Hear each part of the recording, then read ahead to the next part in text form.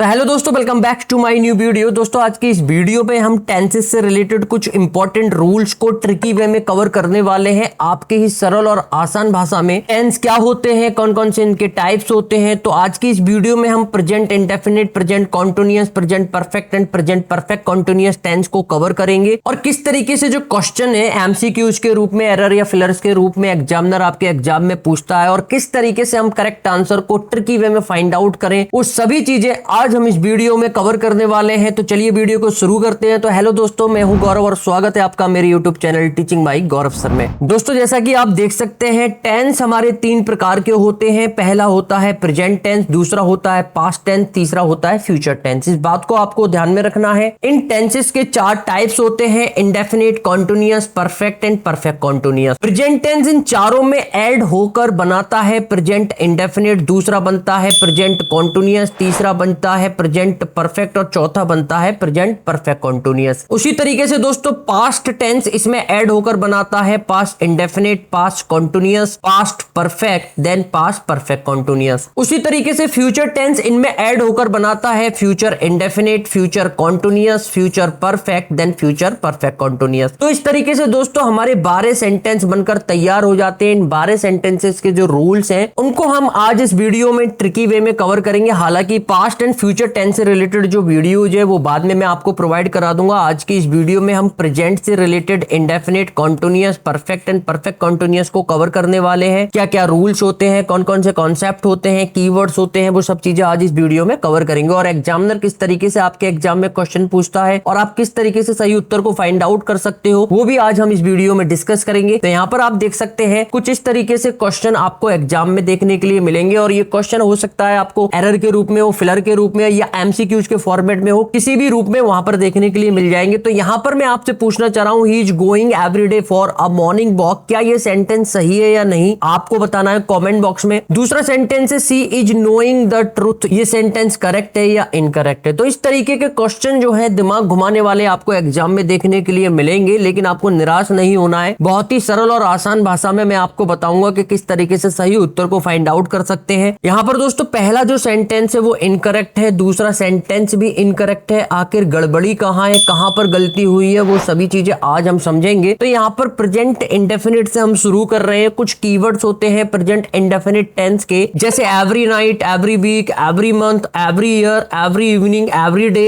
Every morning, seldom, never, occasionally, often, usually, generally, once a day, once a month, once a year, once a week, twice a day, twice a month, twice a year, twice a week, hardly, rarely, scarcely, sometimes, daily. और कुछ state verbs जिन्हें हम stative verbs बोलते हैं, जैसे हमारे love, hate, like, have, on, belong, see, hear, smell, know, believe, think, seem, appear, love, hate, like, remember, forget, notice, recognise, prefer, wish, want, desire etcetera. दोस्तों ये जितने भी कीवर्ड्स मैंने आपको बताए हैं इनको अपनी नोटबुक में नोट डाउन करके रखिएगा, क्योंकि अगर ये कीवर्ड्स आपके सेंटेंस में देखने के लिए मिल जाते हैं तो जो सेंटेंस जाएगा वो प्रेजेंट इंडेफिनिट टेंस में जाएगा। प्रेजेंट इंडेफिनिट का रूल क्या होता है, पहले सब्जेक्ट आएगा, देन V1 आएगा। V1 मतलब वर्ब की फर्स्ट फॉर्म, या फिर B1 यानी कि वर्ब की फर्स्ट फॉर्म में हम S या ES लगा देंगे और उसके बाद ऑब्जेक्ट आएगा। दोस्तों याद रखना, वर्ब की फर्स्ट फॉर्म तब आएगी जब ये जो सब्जेक्ट होगा ये I होगा या फिर प्लूरल होगा,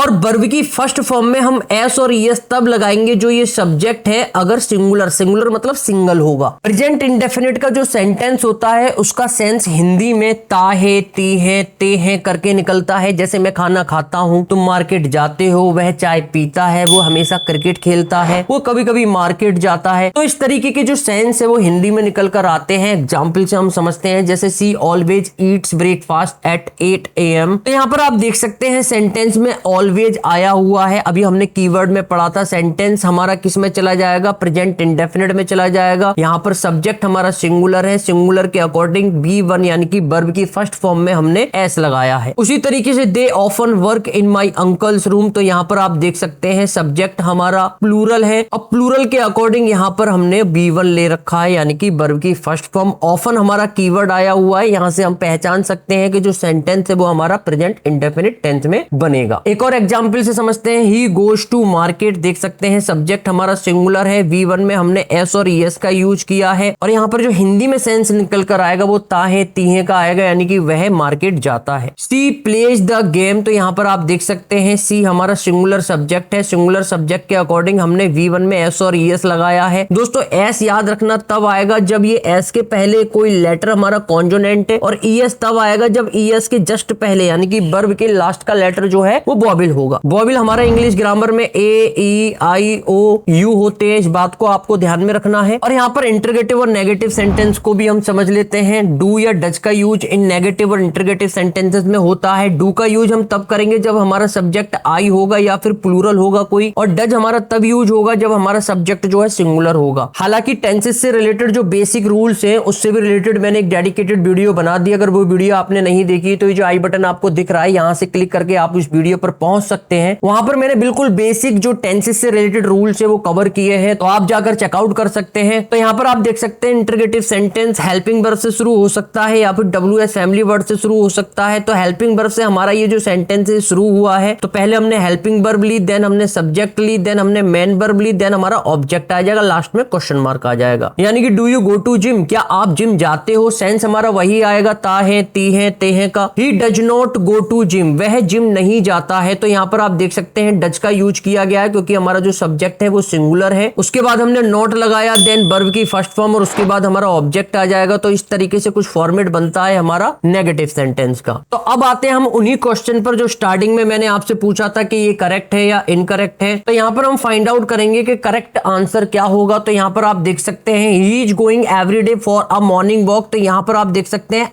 एवरीडे हमें एक कीवर्ड मिल गया और नीचे वाले सेंटेंस में नोइंग मिल गया जो एक स्टेटिव वर्ब है। तो यहाँ पर आप सेंटेंस में जैसे ही कीवर्ड ढूंढ लोगे तो सेंटेंस हमारा किस में जाएगा, प्रेजेंट इंडेफिनिट में जाएगा। तो यहाँ पर ही इज गोइंग नहीं होगा, ही गोज हो जाएगा क्योंकि सब्जेक्ट हमारा सिंगुलर है, और सिंगुलर के अकॉर्डिंग हम मेन वर्ब यानी कि वर्ब की फर्स्ट फॉर्म में एस और ईएस का यूज करेंगे। उसी तरीके से she is knowing the truth, knowing हमारी स्टेटिव वर्ब है, और स्टेटिव वर्ब अगर सेंटेंस में देखने के लिए मिल जाती है तो जो सेंटेंस है वो प्रेजेंट इंडेफिनिट में बनेगा। प्रेजेंट इंडेफिनिट का रूल आपको पता ही है, सब्जेक्ट के अकॉर्डिंग जो वर्ब है वो नोइंग नहीं होगी, नोज हो जाएगी। एस हमने इसलिए लगाया, इसके जस्ट पहले हमारा जो डब्ल्यू है वो एक कॉन्जोनेंट लेटर है। अगर कोई वॉवेल लेटर होता तो हम ईएस लगाते, तो यहाँ पर हमने एस लगाया है। तो हमारा जो सेंटेंस बनेगा सी नोज द ट्रूथ, कुछ इस तरीके से बनेगा। तो आई थिंक ये वाला जो रूल है प्रेजेंट इंडेफिनिट का वो आपकी समझ में आ चुका है किस तरीके से हम आंसर को फाइंड आउट करें। अब आते हैं अगले क्वेश्चन पर। दोस्तों कुछ इस तरीके से आपको एग्जाम में क्वेश्चन देखने के लिए मिलेगा, आई ईट लंच राइट नाउ। क्या ये सेंटेंस सही है या नहीं, ये आपको बताना है। तो यहाँ पर दोस्तों मैं आपको बताना चाहूंगा ये जो सेंटेंस है वो इनकरेक्ट है, करेक्ट नहीं है। आखिर करेक्ट नहीं है, क्यों नहीं है, किस तरीके से आंसर फाइंड आउट करें। तो बहुत सारे बच्चे इनको करेक्ट बता रहे होंगे, बहुत सारे बच्चे इसको इनकरेक्ट बता रहे होंगे, लेकिन एक्चुअली में जो सेंटेंस है ना वो इनकरेक्ट है, करेक्ट नहीं है। अब करेक्ट क्यों नहीं है उस रूल्स को हम समझेंगे, और इसी तरीके के क्वेश्चन आपको एग्जाम में देखने के लिए मिलेंगे। मैं बार बार रिपीट कर रहा हूं, तो जो रूल्स मैं आपको बता रहा हूं, कीवर्ड्स आपको बता रहा हूं, ये अपनी नोटबुक में नोट डाउन करके रखिएगा ताकि एग्जाम टाइम पर आप अच्छे तरीके से रिवाइज कर सको। तो प्रेजेंट कॉन्टिन्यूअस टेंस यहाँ पर हम शुरू कर रहे हैं। प्रेजेंट कॉन्टिन्यूअस टेंस अगर हम लिखते हैं दोस्तों तो हिंदी में जो सेंस निकल कर आता है, रहा है, रही है, रहे हैं, रहा हूं का निकल कर आ रहा है। यानी कि अगर आप हिंदी में कुछ इस तरीके से बोल रहे हैं कि मैं मार्केट जा रहा हूं, मैं आम खा रहा हूं, मैं गेम खेल रहा हूं, मैं बातें कर रहा हूं, मैं अब वहां जा रहा हूं, तो इस तरीके के सेंटेंसेस जो है हमारे हिंदी में प्रेजेंट कॉन्टिन्यूअस टेंस के फॉर्मेट में बनेंगे। इसके कुछ कीवर्ड्स होते हैं दोस्तों, अगर सेंटेंस में ये जो कीवर्ड्स है देखने के लिए मिल जाते हैं तो सेंटेंस हमारे प्रेजेंट कॉन्टिन्यूअस टेंस में जाएंगे, जैसे now, currently, at the moment, right now, at present day, day by day, rapidly, increasingly, today, this week, these days,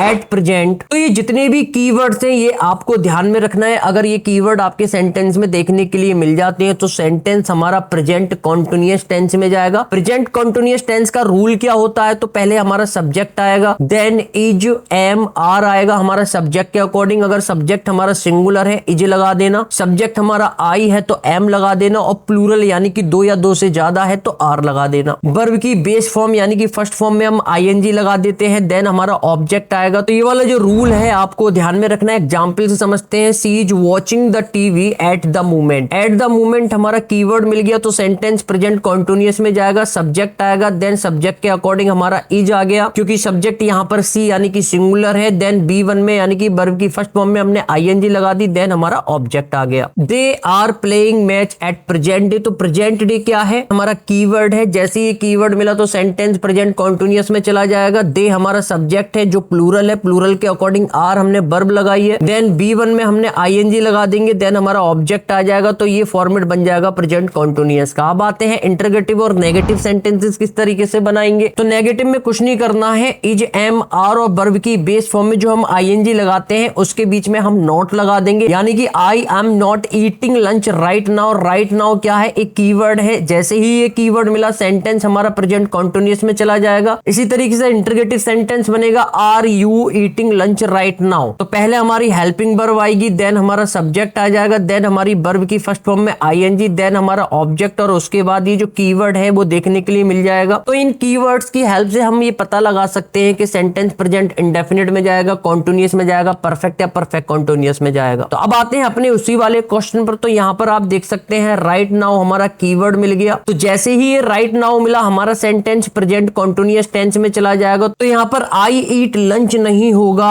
आई के बाद एम आएगा और ईट का ईटिंग हो जाएगा। तो I am eating lunch right now, ये सेंटेंस बिल्कुल सही होगा। तो इस तरीके से जो एग्जाम में क्वेश्चन एग्जामिनर के द्वारा पूछे जाते हैं उनमें सही उत्तर को हम फाइंड आउट कर सकते हैं इन कीवर्ड्स और रूल्स की हेल्प से। बढ़ते हैं आगे। तो यहाँ पर दोस्तों दो सेंटेंसेस लिखे हुए हैं और आपको बताना है ये जो सेंटेंसेस है ये करेक्ट है या इनकरेक्ट है। सेंटेंसेस कौन से हैं, I finished her work just now, ये करेक्ट होगा या इनकरेक्ट होगा। I saw that movie already, ये करेक्ट होगा या इनकरेक्ट होगा। तो यहाँ पर ये जो दोनों सेंटेंसेस है ये इनकरेक्ट है, करेक्ट नहीं है। आपको बताना है कि आखिर ये करेक्ट क्यों नहीं है, कहां पर एरर है। तो चलिए पहले हम रूल्स और कीवर्ड्स को समझ लेते हैं कि कौन कौन से कीवर्ड्स हैं और इनका क्या रूल है। तो प्रेजेंट परफेक्ट टेंस को हम कवर करने जा रहे हैं। इसका हिंदी में जो सेंस निकल कर आता है, चुका है, चुके हैं, चुका हूं का निकल कर आता है। जैसे मैं खाना खा चुका हूं, तुम मार्केट जा चुके हो, वह तैयार हो चुका है, वह स्कूल जा चुका है। तो इस तरीके के अगर सेंस हिंदी में निकल कर आ रहे हैं तो आपका जो सेंटेंस है प्रेजेंट परफेक्ट टेंस के रूल के आधार पर बनेगा। इनके कुछ कीवर्ड्स होते हैं, जैसे अगर आपके सेंटेंस में कहीं भी जस्ट या जस्ट नाउ या ऑलरेडी या yet, ever, lately, recently, immediately, so far, for, since, ये कीवर्ड्स देखने के लिए मिल जाते हैं तो सेंटेंस हमारा प्रेजेंट परफेक्ट टेंस में जाएगा। प्रेजेंट परफेक्ट टेंस का रूल क्या होता है, पहले सब्जेक्ट आता है, देन हैज या हैव आएगा। हैज कब आएगा, जब हमारा जो सब्जेक्ट है वो सिंगुलर हो, और हैव कब आएगा, जब हमारा जो सब्जेक्ट है या तो प्लूरल हो या फिर आई हो। उसके बाद वर्ब की थर्ड फॉर्म का यूज करेंगे, देन हमारा ऑब्जेक्ट आ जाएगा। एग्जाम्पल समझते हैं, जैसे you have completed my work. You यहाँ पर हमारा सब्जेक्ट है, यू के अकॉर्डिंग हमने हैव लगाया, देन वर्ब की थर्ड फॉर्म कंप्लीटेड लगाई, देन हमारा ऑब्जेक्ट यानी कि माई वर्क आ गया। एक और एग्जाम्पल से समझते हैं, जैसे he has completed my work. तो यहाँ पर आप देख सकते हैं सब्जेक्ट हमारा सिंगुलर है, सब्जेक्ट के अकॉर्डिंग यहाँ पर वर्ब हैज आई है, देन वर्ब की थर्ड फॉर्म, देन हमारा ऑब्जेक्ट आया है। और अगर नेगेटिव या इंटरगेटिव सेंटेंसेस की बात करें तो पहले हमारा सब्जेक्ट आएगा, देन हैव और B3 के बीच में नॉट लगा देंगे। हैव हमारा इसलिए आया है क्योंकि सब्जेक्ट हमारा प्लूरल है, देन हमारा लास्ट में ऑब्जेक्ट आ जाएगा। उसी तरीके से अगर इंटरगेटिव बनाना है, इंटरगेटिव भी सेंटेंस हमारे WH फैमिली वर्ड्स के हो सकते हैं या हेल्पिंग वर्ब से हो सकते हैं। तो हेल्पिंग वर्ब से शुरू होने वाला कुछ इस तरीके से बनेगा, पहले हमारा हैज या हैव आएगा सब्जेक्ट के अकॉर्डिंग, उसके बाद यहाँ पर आप देख सकते हैं सब्जेक्ट सिंगुलर है, सिंगुलर के अकॉर्डिंग यहाँ पर हमने हैज लगाया है, देन B3, देन हमारा ऑब्जेक्ट आ जाएगा। अगर WH फैमिली वर्ड का बनाना है तो उसके पहले WH फैमिली यहाँ पर वर्ड आएगा, देन सीक्वेंस हमारा वही चलेगा। तो इस तरीके से प्रेजेंट परफेक्ट टेंस के हम सेंटेंसेस को बना सकते हैं, कीवर्ड्स की हेल्प से जो एरर है वो फाइंड आउट कर सकते हैं। अब आते हैं उसी क्वेश्चन पर जो स्टार्टिंग में मैंने आपसे पूछा था कि I finished her work just now, ये करेक्ट है या इनकरेक्ट है। तो यहाँ पर आप देख सकते हैं जस्ट नाउ हमारा कीवर्ड मिल गया। जैसे ही जस्ट नाउ मिल गया तो यहाँ पर जो सेंटेंस है वो किस में चला जाएगा, प्रेजेंट परफेक्ट टेंस में चला जाएगा, यानी कि सब्जेक्ट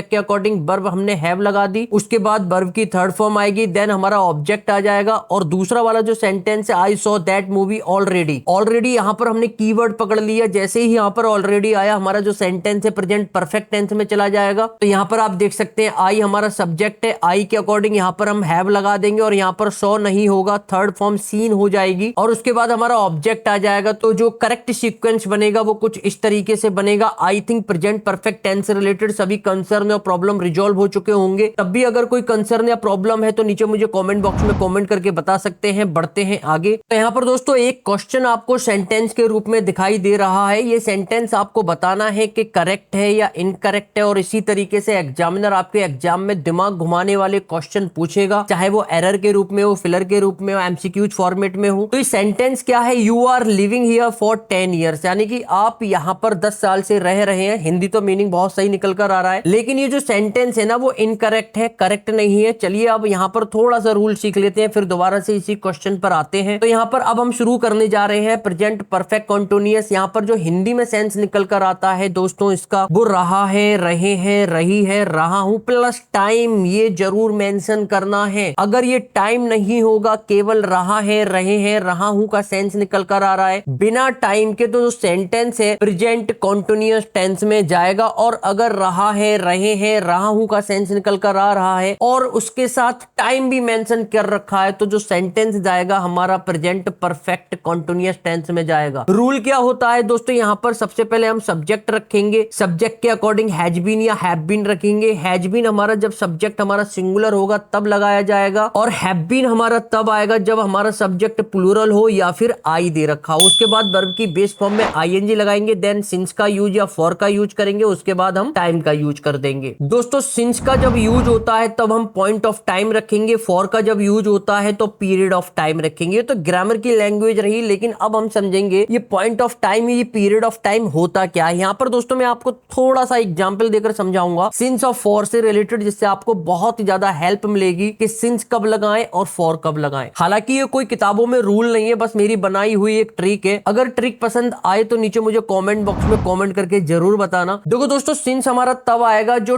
टाइम है हमारा वो आप दिखा सकते हो। जैसे सपोज दैट अभी मॉर्निंग हो रही है और मैं आपसे कहूं गुड आफ्टरनून, तो आप क्या कहोगे, अरे सर मॉर्निंग हो रही है, गुड आफ्टरनून क्यों बोल रहे हैं। तो यानी कि वो टाइम आप दिखा सकते हैं कि अभी मॉर्निंग हो रही है, आफ्टरनून हो रहा है या इवनिंग हो रही है। तो ये जो टाइम है हम दिखा सकते हैं, इसकी मौजूदगी आप बता सकते हैं। उसी तरीके से घड़ी में जो टाइम बचता है जैसे 2 बजे 3 बजे, ये आप दिखा सकते हैं। क्या 2 घंटे घड़ी में दिखा सकते हैं, नहीं दिखा सकते। आप कहोगे सर 2 घंटे तो बचते ही नहीं है घड़ी में, 2 बजते हैं लेकिन 2 घंटे नहीं होते, क्योंकि घड़ी में आप उस टाइम की मौजूदगी दिखा सकते हैं। उसी तरीके से जो कैलेंडर में टाइम दे रखा होता है जैसे मंथ, ईयर, यानी कि अगर मैं जनवरी की बात करूं तो आप दिखा सकते हैं सर जनवरी कैलेंडर में होता है, लेकिन अगर मैं 2 महीने की बात करूं क्या आप दिखा सकते हैं 2 महीने क्या कैलेंडर में होता है। अगर मैं 1992 सन की बात करूं तो आप दिखा सकते हैं कैलेंडर में, लेकिन अगर मैं 10 साल की बात करूं तो क्या आप कैलेंडर में दिखा सकते हैं। तो जब टाइम की मौजूदगी आपके पास है तब सिंस लगा देना, और मौजूदगी नहीं है यानी कि आप उस टाइम को ना तो घड़ी में दिखा सकते हैं, ना कैलेंडर में दिखा सकते हैं, ना मौजूदगी स्थिति में दिखा सकते हैं, तो आप फॉर लगा देना। कुछ एग्जाम्पल से समझते हैं, जैसे I have been eating the mango since morning. तो यहां पर आप देख सकते हैं सिंस आया है, क्योंकि मॉर्निंग में अगर मैं आपसे गुड आफ्टरनून कहूं तो आप कहोगे सर मॉर्निंग हो रही है, गुड आफ्टरनून क्यों बोल रहे हैं, क्योंकि उस टाइम की मौजूदगी आप दिखा सकते हैं। यहां पर आप देख सकते हैं सब्जेक्ट हमारा आई आया है, आई के अकॉर्डिंग हैव बीन लगाया है, देन वर्ब की बेस फॉर्म में हमने आईएनजी लगाई है। तो इस तरीके से हमारा जो सेंटेंस बनेगा वो कुछ इस फॉर्मेट में बनेगा। एक दूसरा एग्जांपल से समझते हैं, he has been eating the mango for 2 hours. तो यहां पर आप देख सकते हैं